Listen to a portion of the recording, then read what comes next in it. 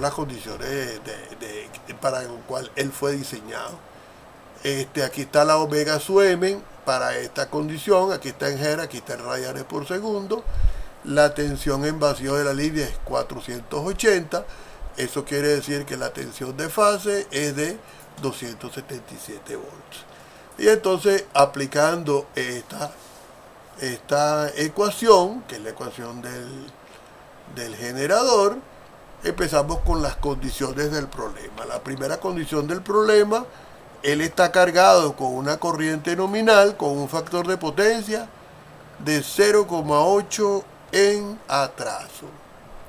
Bien, entonces en ese caso, para usted aplicar esto, recuerden que la corriente, como está en atraso y es 0,8, ¿no?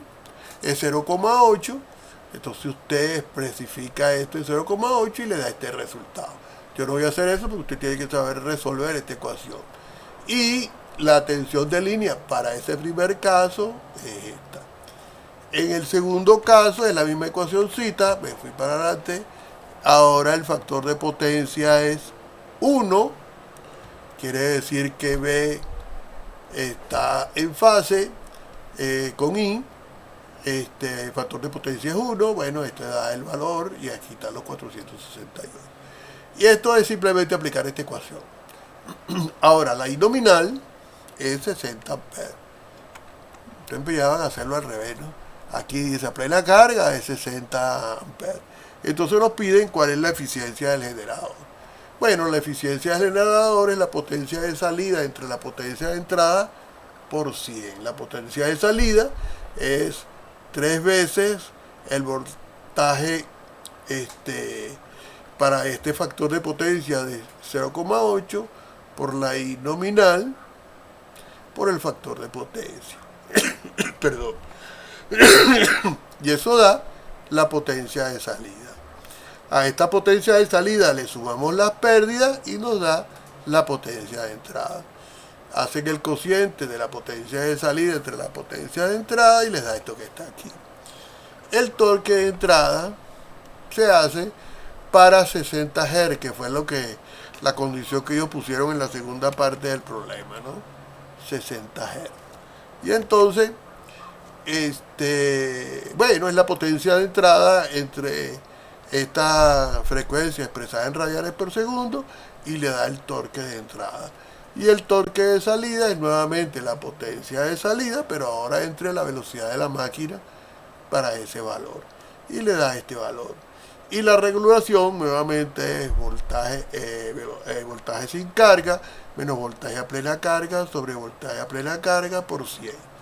Usted sustituye los valores obtenidos para cada uno de estos casos y le da regulación en el primer caso de 17,1, 2,6. Aquí la regulación es menor porque recuerden que aquí el factor de potencia era 1.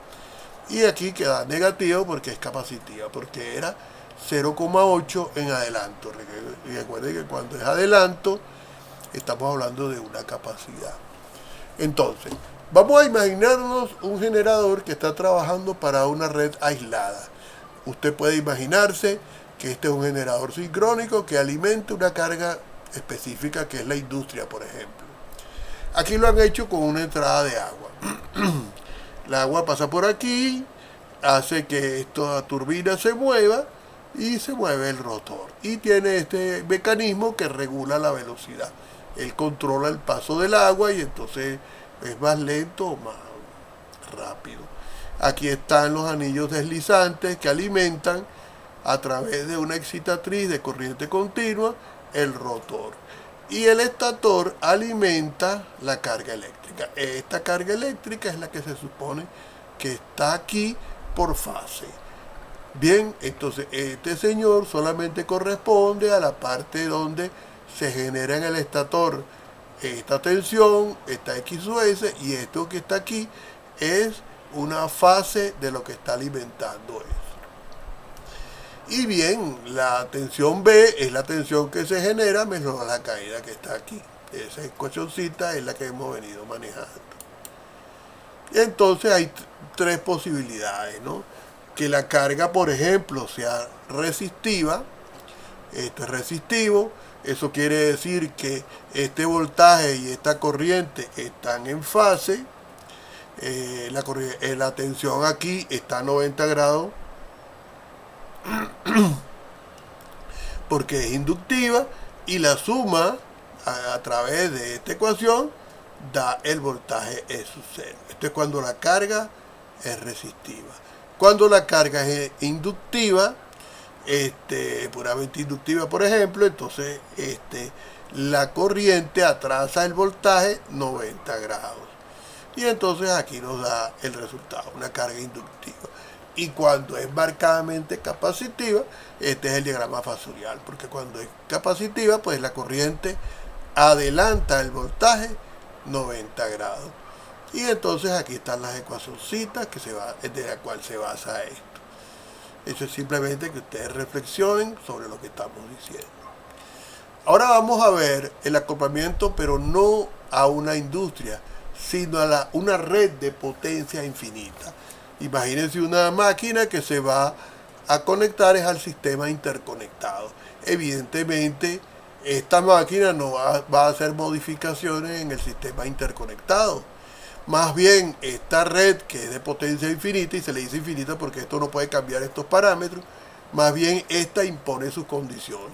¿Cuáles son las condiciones? La frecuencia y la tensión. Esta tensión aquí no la impone sino la impone porque esa es la red de potencia infinita.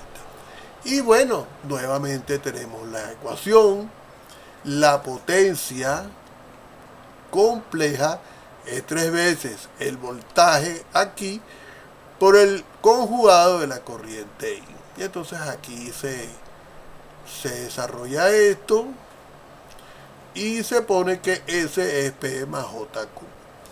Y nuevamente aquí tenemos el diagrama fasorial. Esta tensión que está aquí más esta caída da esta tensión. Y esta caída depende de la corriente que está pasando por aquí. Ella es 90 grados con respecto a esta corriente. Este es el ángulo del factor de potencia y este es el ángulo del par, del torque, que es el ángulo entre su 0 y B. Este ángulo, ahorita pongan el ojo porque es el que vamos a utilizar, aunque se habla de los dos. Cuando hablan de factor de potencia se están refiriendo a este ángulo, cómo está B y cómo está I. En este caso sería de atraso. Y el ángulo del torque o del par es la relación entre el ángulo de la tensión generada y la tensión de salida. Bien. Bueno, entonces aquí se despeja esto porque lo que queremos es buscar quién es P y quién es Q para ver cómo son esas relaciones. Y es esta tensión menos esta tensión entre este señor que es JXS. E sub 0 tiene estas características porque está en función del ángulo del torque. E sub 0 coseno de tita está en función de este señor. Y B está siendo tomado como el ángulo de referencia, el voltaje de referencia.